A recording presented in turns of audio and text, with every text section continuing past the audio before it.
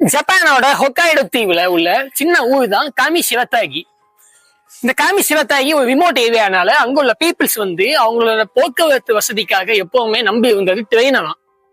ஆனா காலப்போக்கில் மக்கள் ட்ரெயின் பயன்பாட்டை கம்மி பண்ணனால அந்த ஊர்ல உள்ள ஒரே ஒரு ட்ரெயின் ஸ்டேஷனான காமி சிவத்தாகி ஸ்டேஷனை இழுத்து மூடலான்னு அதிகாரிங்க முடிவு பண்ணிட்டாங்க. ஆனா அவங்க ட்ரெயின் ஸ்டேஷனை சலோன் பண்ணதுக்கு முன்னாலதான் அவங்க ஒரு விஷயத்த நோட் பண்ணாங்க.